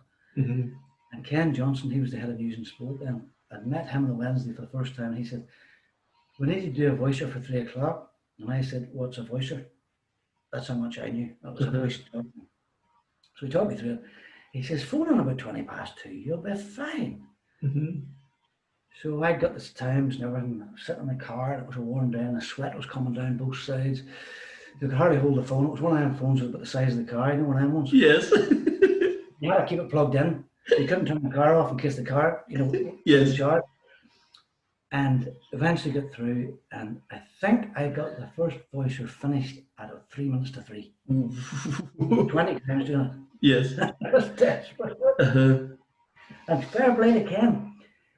He talked me through that whole weekend, and the rest of the girls and the fellas in the newsroom. I remember this was the time in the middle of troubles as well. Yes. Somebody coming on wasting their time was not no. Yeah. They were very good, and they helped me through it a lot, I did that one that year, and then I did the Ulster that year. They didn't do anything because they only did it when they got sponsorship. Yeah, we got it, throughout the 90s. It got more and more popular, and they were starting, the 70 Donegal and things like that, and the Northern Ireland Championship because they wanted to do it locally. I think the first time I went to Donegal, everybody said Charlie Collins, complained at Highland Radio, which was absolute rubbish because Charlie was a real good help. Yeah. Charlie and James were absolutely fantastic. Brilliant. But we played at each other. Don't be staying together, boys, because we're two different radio stations. At that time, people radio stations should talk. But it was never like that at all. And I was back in Donegal for a couple of years after that, but it wasn't for that reason. I don't know what it was. But then we done Northern Ireland Championship rounds, and we always did the circuits. Because the circuit was always the big one, no matter what it was. And I think that's when rallying started to go backwards in Ireland. Because the Circuit of Ireland was a name that everybody in the country knew. Yes, whether you followed rallying or not, it was a household name. Easter, Circuit of Ireland. Is it coming past this town? Because and that, once it started to get back, I felt it probably lost its way a bit then. Mm-hmm. But it was the evolution of the sport, really. It wasn't. Yeah. But no, we did Northern Ireland Championship, and they were getting sponsors galore, so it was good, and it was lifting the championship. It was good fun. It was hard work, to be truthful, because the deal was, I could do whatever I want as long as I was in on the hour every hour. Okay. Because their strategy throughout the 80s and 90s was news on the hour every hour. Yeah. Yes. And they boom. Yeah. And to be fair to them, that's what made the company the way it is. Yeah, because there's no point of you ringing in at 3:20 with the report that should have been there at 10:03 or whatever. Yeah. So, If you missed it, was gone. That was it. And you got, like, if you're out in the wilds of Fermanagh or whatever, you had to find somewhere with phone signal. And I knew every phone box in the country. Every single, and they all stunk of pee. Right. They're all rotten. You got to know them, and yes. People said, "Oh, you must have sat down and planned that." You planned to go to downtown in the morning or the night before the event, get the vehicle, get your maps, and it was usually a rally pack, and go to the first stage, because you couldn't plan on after that. No. What happened there? Did the rally run? Yes, it's run. Fine. Boom. Go to the second stage. Go to the third stage. Can I get 2 stages in? No. Go to the service. Boom. Yes. You just had to go with the rally. Aye. And it was like, the circuits, even on some of the longer ones, it was a long job. But I remember once doing one. Who won it that year? Can't remember. I remember Kinster or something.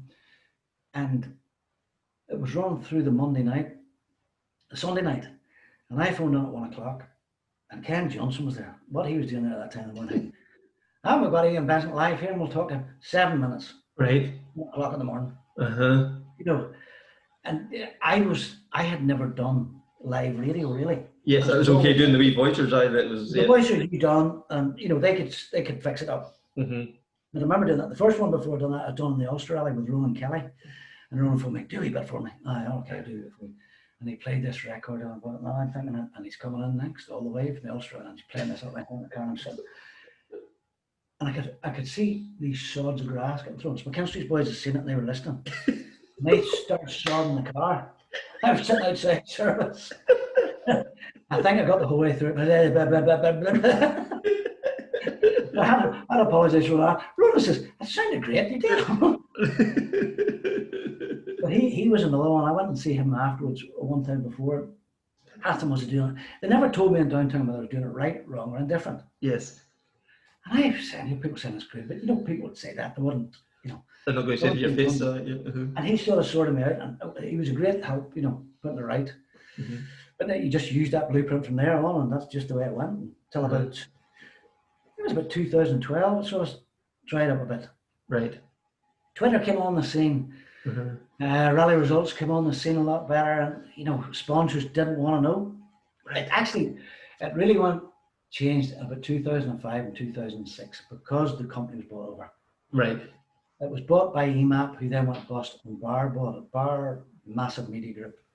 They bought it, and when they came in, they just wanted to make as much money as they could out of what was there, but anything that was costing money, like talk shows, voices, things like that, boom, news. The news was decimated. The sport, there's no sports person there. Right.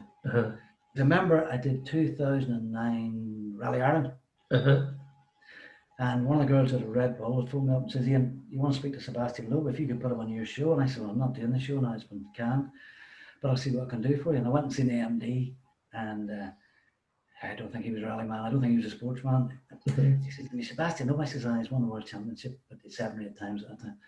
Do you think anybody would be interested?" I don't. And I just thought, there you go. That's and I wouldn't have done the interview. I hadn't like that for it. No. And then that was gone down. Yeah. Because I'd done the motor show with Richie Young for so long. Yeah. Then I did 2 years out myself. And I probably waited more to rallying. Yeah, I took the way the kind of the road test was nearly like a. I did a road. You always had a road test. Yes. I had a lot of people on. I used to have Malcolm Wilson as a guest on all the time, which was great. And lots of rally drivers and things like that. And that was great. And it was very successful. But when they came in, how successful it was didn't make any difference. It was too expensive. Right, it's costing them money, and that doesn't be no good to them. You know, it was costing them £1, it was too much. Right. And you see that now, commercial radio stations, Highland went the same in many ways, although they've kept Donegal and they're very good at that. Yeah. You know, if it's costing money and they're not getting paid for it, Okay. it doesn't Yeah. happen. I think that's rallying's biggest problem. Uh-huh. You know, the guy that's in charge, or was in charge, I don't know, he still is now, of news and sport, all he said to me was like, I like Irish League football. Mm-hmm. When they do this, I like Irish League football. Mm-hmm. And that's more or less what they do. I suppose they can send one man. It doesn't have to travel anywhere. He's there. You get paid for it. Yeah. The Irish League pays them for it. Yes. They're paid to be there. Yeah, true enough. Yeah. Actually, yeah. Which is a pity, but that's just the way it went. Yeah. You mentioned Richard Young there as well too. Like yourself and Richard had a great camaraderie there in that show on a Friday evening. You know, it was. You spent more time laughing at the pair of yous, I think, than listening to stories. Well, it used to be. We used to just do it. No notes, no script, no nothing. How long have we got, Richard? How long have I put this? It's at the very start, when I started it, we used to do it with tapes. Mm-hmm. They call them cards things. And these tapes, once you record on it, you couldn't edit it unless you started again. Okay. So we'd have gone a bit and then messed it up and done a bit more and done a bit more. We never done anything live because Richard didn't like live and I didn't like live either, to be truthful. And then we went computerized, which was far better because you could add bits and do bits and that. So we'll do bits. But I used to be called in and Ian, 4 minutes. Just talk about the World Championship. Just talk about that. And then it was every week, you know, and what do you think this? Who's going to win this? I think I got it right once in about 10 years. And it was Harry Rovenpera when he won the Swedish in 2001. Right, yes. And it was that funny. I think it was about to start to get letters and postcards and everybody saying, he's got it right, he's got it right, he's never got it right in 10 years, he's got it right. And he played a fanfare and all for me that night. I never got one right after it. No, it was a fluke. It went off. I wish you'd put money on that one. Yeah. I don't even know where I come up with it, but the whole idea of the thing was not to get it right. Yes, it was more fun nearly to not get it right. You had to come out with some left. Because then you could have to stick with people afterwards. You know, if you'd have said every day, oh yes, Colin McRae's going to win that, and something like that, it was boring. So it was just a bit of fun, you know. And Richard, he liked the racing so much, but he loved rallying too. Like he really did. Just didn't know as much about it. Yes. But he's a natural. See, no matter what state or what Richard's done, see when he opens the mic, perfect. Right. Just a consummate professional then too. Like, yeah. And years and years of doing it. And then when he left to go to U105 to team up with Ivan Martin again. Oh yeah. You know, when U105 started. Mm-hmm. Remember the day he left? He told me it was, you know, things were happening. It was good. And Richard didn't say much, you know. He phoned me. He says, "I've just been in to see Davy Sloan. He was the managing director. Sloan, absolute gentleman, real nice man, and knew how things worked. You know, was really good with rallying and loved it. Sloan was that good with rallying. I remember in 1998, Good Friday Agreement, same weekend as the Circuit of Ireland. Oh, yeah. I was out doing the Circuit of Ireland. One of the girls phoned me through and said, "Ian, we're going to have to drop this because Good Friday Agreement just come through a good piece." Harry Castle, just you carry on what you're doing, but don't phone in. That's all right. This is about 3 o'clock in the afternoon. So I couldn't stop because you just had to carry on because the story changed all. Yes. About 8 o'clock, the phone rang and it was Karen English. She says, "Ian, Davy Sloan's been on the phone. We need to knock this Good Friday Agreement on the head because he thinks it's not going to happen. It'll never last anyway. And he wants the rallying back on. Plus all the rest of the weekend." Brilliant. You know, sometimes you look back and you think he maybe was right, you know. Yeah. It wasn't so far away.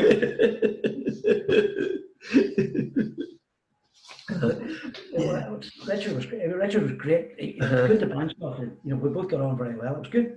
I suppose it's kind of the rally racing thing. There was kind of, you know, kept you sort of a wee bit of banter there and all that. You know, racing, that's go around in circles and all, you get bored. I used to say, that's just like spinning the whole time. No fun in that. You don't know, you know. And yes, well, up until a few years ago, you still kept that kind of thing going there in Lurgan Park. You were a big part of that there for a few years. Lurgan Park, that started, I think Plumforeman asked me to do that. I thought it was a joke. And I went and did it. I did it myself one year. I thought it was rough now, but they thought it was okay. And then John Fife did it with me, and somebody else did it with me. And then we talked about it. I said, Richard, and I said, no, does he know? And then when Richard came, we just clicked. And it was easy because we worked together so much. Aye. You know, we just did it, and it was good fun. It was, and there was a lot of banter. You always hear like it might not always been about rallying, but the banter No, was just never. You know, if we seen someone in the crowd around, you know. Yes. They used to send us up people to interview with no clue. You know, MLAs and who are they? No idea. Yeah, you know, you get that one. Somebody would come give us an apple. I took two, so I mean an apple. You more go away. But that was part of it. And the learning part was great. You know, it really was. I think it really brought rallying to the people, didn't it? You know, so. It was the ideal place, and the boys, Willie Fulton and those boys did a fantastic job. And they were hounded nearly out of the place because, you know, health and safety got bad and worse and worse and worse. Like, it was a safe place. It was, yeah. You know, but inevitably accidents will happen. And then they just decided they couldn't afford to do it. No, probably the insurance and everything else then was just getting ridiculous and all them too. So, yeah. And that, you know, in the 90s, you used to have everybody coming in. Oh, yeah. I think Patrick Snyers, Ari Vatanen, Michael Sundstrom, Tony Pond, you know, all them guys. Richard Roberts, Michael Sundstrom, he keeps reminding me of that. Yes. You never won Lurgan Park, you finished second in it. You know, that isn't a big one. What would you know about it? Yeah, like that must have been something else. To be part of that Works Peugeot team, wasn't it? You know, it was unbelievable. It's just the thing took off the line, and he says he didn't see a thing until it got to the finish, first stage. Just holding on tight. Yeah. He didn't. He says, you know, he says I didn't visualize on, just woof, it was over. Yeah, and he would be used to speeding though with the racing and all too. Yeah, hill climb champion and a real fast car, you know. Yes. We used to have great crack. I remember in downtown, one of the funniest ones I had was, I was doing a motor show myself. It was the time Rally Ireland was on, the first Rally Ireland.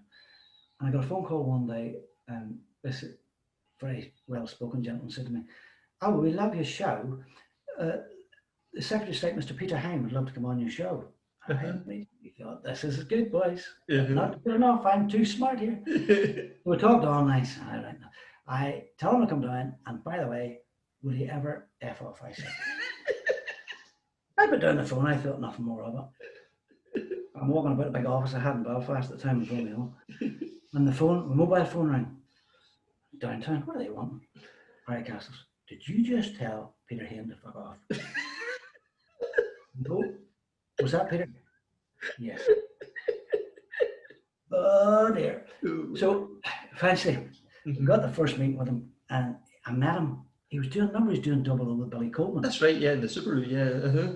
I met him in St Angelo Airfield. So about 10 minutes before it, I'm sitting, and I get the wee microphone thing out, get everything set up, you know. He's to come in, there's 2 black cars behind him, a whole lot. And I think to myself, before he's getting in, what do you call this man? You know, how do you dress? How do you dress? Do you call him Peter? Do you call him Sir or what? Yeah, Mr. I phoned Harry Castle. I said, hi. He said, well, it's 7 o'clock in the morning, I'm sleeping here.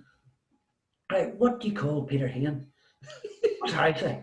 Wanker, and puts down the phone. You know, head of news and sport. Then he phones back. He said, no, I'm only joking. Minister. So he gets into the car, and nice to meet you and all this, and he's in the racing suit, and he's pretty well tanned. Yeah. You know, didn't get that for a rush. He must have been. And he's wearing a white racing suit, and I could see bits of black, you know, in the corner where the fake tans off. You know? Like, oh dear. And the 2 back doors of the people car opened, and these 2 big boys get in, you know, 2 bodyguards. Yes. The next thing was they shoved in a microphone. And I think, what the hell's going on here? And I'm chatting away to your man, shaking hands and doing all you have to do. And say, how long do you want? You know, how long have you got? Oh, I've got 10 minutes. Good 10 minutes. I think, oh, that's all I need. And just as I start out the first question, he says, hold on a second, Ian. And he gets the vanity mirror, pulls it down in front of him, and combs his hair. For radio. And that was me. I was great. I got 10 minutes, and I don't know to this day what I asked him. I remember hearing it back in the station, thinking, I was able to get 7 minutes out of it. Yeah. But one thing led to another, and I got on very well with him. Mm-hmm. And he used to call me up to Hillsborough, and he loved it. You know, the boys always said to me, "Look, he loves the media. You know, especially when he's not talking about it." But he was very well informed about it. Yeah, it did take the rally into the heart at that time, didn't he? Yeah, he loved it, and he pushed for Rally Ireland. He really did. You know, the drivers in there. And you know, I spoke to him recently there by email, and he still just asked how we were, and you know, he's. You know, his politics. I don't mind. I don't know about politics, but he's a nice man. You know, and yes, he used to say, you know, Hillsborough. What are you doing in Hillsborough? That's where I played football with the grandson in this big room. And we had these meetings in Hillsborough, and one day I was in before Rally Ireland, and he says, get a mug of coffee. He gave me a mug of coffee, and at this big coffee table, like a beautiful thing, you know, about 400 years old, and the shine of it. And I'm putting the batteries in this thing, getting it ready for him. And he says, put the coffee down. I put the coffee down. And when I left the coffee, there's a ring. Oh. He says, I wouldn't worry one shite about it. He says, French polish him in the morning, you wouldn't know. I thought, he's all right. Good enough for it. But it was great because at that time, Ronan was really pushing for Rally Ireland. Yes. And he was on the show, I think, with me twice a month. But it was great because I was hearing, you know, the listeners were hearing what was happening, how close it was it going to happen? It was coming from the horse's mouth. It wasn't, you know. Through a back door or anything else. You know, it was Ronan's direct, you know. And he fair play to Ronan, he told me the truth, like. And then they got up, which was tremendous, you know. Yeah, it was unbelievable, wasn't it? That was fantastic. I remember standing in Sligo with him one morning, and we're standing out, and that was the time before the big bust and the helicopters. The sky was full of helicopters. Yes. We were parking them in a field. And Ronan and I started looking, and he says to me, Ian, I think we'll go. I says, why? He says, because we'll witness a death here. Yeah. And that's true. There was some boy sitting in a porta cabin, and he was supposed to be talking them down. Right. But the boys had never flew helicopters, they were just landing anywhere. It's just, you were thinking, that's close, that's close. You know, it's a wonder it didn't happen. Because that was just before, you know, everybody and their granny had a helicopter. We had a great crack at that rally too, because we weren't allowed out on the stages, you know, with the WRC. So I wasn't allowed at the end of the stage, you know. Yes. You know, at that time, the press offices were real good crack. You know, because all the local boys sort of stuck together. You know, even Martin Wilson and boys, Sammy Hammond, we all stuck together. I remember Sammy Hammond like the year when I sitting on top. I think Martin Walsh was there. We got away up the mountains in the '94 circuit. I think Stephen Finlay was leading it, and it was. Do you remember that it was the year of the bad snow? Oh yes. And they got through the Saturday, and they'd lost cars and started cars and reversed stages and done everything. At that time, the whole result systems had went down. Sammy needed something for the Ireland Saturday night. I needed something for 5 o'clock. Martin needed something for 5 o'clock. And Malcolm Wilson was there. He was doing chase car with Phil Mills. And we all sat down and we decided the top 5. And we stuck to it for the rest of the night. Yes. It was close, but it wasn't that right. No. But with nothing else. No. You didn't have anything to do. Nobody could argue with you. But as long as we all stuck together, Brian was there too, and we all done that, and that was it. Because we had no way out. No. The organisers, because the snow and it put cars left and there was cars running different stages, shouldn't have been all, you know, it just. Yes. But it worked. And nobody knew until now. Nobody was hurt. Yeah. So, like, where do you feel that rallying lacks, you know, that promotion or the oomph to get it back in the public eye now? I always go back to, I think it doesn't have a blue ribbon event that covers Ireland. You know, you have Donegal, which is tremendous, and everybody wants to do Donegal. And Donegal has stuck to what it's good at. It's the same format. It runs brilliant stages. It's fantastic organisation. The weather's great, and the whole party atmosphere, as much as possible, is there. Yes. You know, I think West Cork is like that too. Galway, unfortunately, always seems to be the one that has problems because the beginning of the year. Yeah. That's bad weather and struggle to get entries and whatever. And, you know, Ulster has never, a fantastic rally that it is, but it's never captured, you know, it's a competitors rally, 4 competitors, run by competitors, and it's brilliant to do, it really is. But I always say, when I used to cover the Ulster rally, it was the only rally I could get to the end of every stage at and be on time. Yeah. No cars on the road. No, and it just didn't capture. I think the other thing is, now you don't have the big names coming. You know, we have our own big names here. I think the Bertie Fisher and Austin McHale years were probably the best we were going to get for a long time. Because people knew Bertie Fisher in the north, people knew Austin McHale in the south. They both were very successful businessmen, very big characters, you know, and very well respected. And their battles, you know, were fantastic. Oh yeah. You know, I think when the Ulster started to do, you know, the Formula 2 thing, I came across it. I was, you know, you used to argue about it all the time. And you know, who won? Alistair McRae won the Formula 2 car. No, But who won it? Bertie Fisher. No, but Bertie wasn't doing the rally. He was doing something. No, he wasn't. I remember standing on the stage and saying to the boys, I remember Robbie Head saying to me when he was doing it for Channel 4, Ian, it's Formula 2. I said, no, it's the rally. I cover the rally. But it's not like that. And once you start doing things like that and putting doubts in people's minds, you lose interest. You know, football is simple. Whoever scores the most goals wins. Rugby, GAA, all those, you know. But once you start confusing people, in any sport, it becomes a niche sport because you and me understand it. But we don't, you know, even when you see it so much on Twitter now, it's still very niche because it has a number of followers that understand it. Understand. But you know, when I was doing it for Downtown in the 90s, which was probably the best time, it was headline news every hour. You know, so even people didn't want to listen to it, were listening to it. Because they were listening to the news and it was there, it was on your consciousness. You know, the troubles actually were the greatest thing happened, Ryan, because when we were on the radio then, people listen, what's happened in Belfast? There are bombs. So I'm going, oh, who's in the news? Oh, there's your man. I've listened to that. So it was a wee light story at the end. A feel-good thing, nearly almost. You don't, you know, and that's why I never, you know, the hardest things we ever done for me anyway was doing a death anywhere, and I'm sure you know about it. You know, done, it's the most horrible thing you have to do, but you still have to do it. Yes.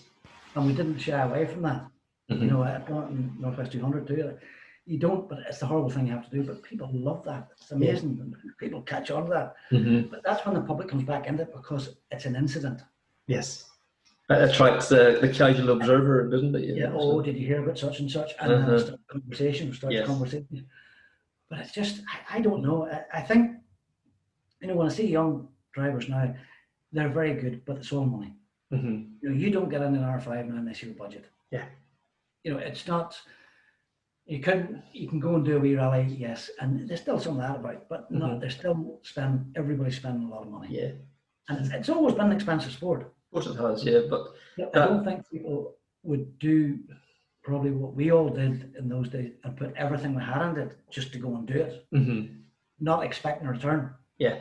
They're wanting to get to that next level or to that next whatever. Yeah. So I looked after the Toshiba stuff for when they came over and did, you know, sponsored the championship, and which was sort of walking a tightrope because they expected when they sponsor something, it's for a return. Okay. Yes. And then they were asked to sponsor. They're asked to, you know, they sold the thing, and then they said, "We want so much more money because we want it on TV." And they were going, "What? We bought this. We own it." No. So that sort of upset a little bit. And then when they got to the Ulster and the Manx and Jim Clark. Oh yeah. But we own the championship. But Pirelli won that. What? No, we paid for this. Yeah. And that's effectively what put them away. Yeah.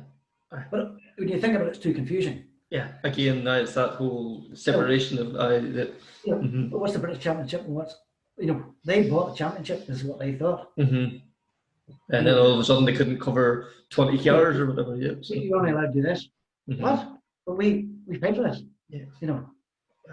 I think that's the problem. I think now with the pandemic, I think we have an opportunity to reset the whole thing. Yeah.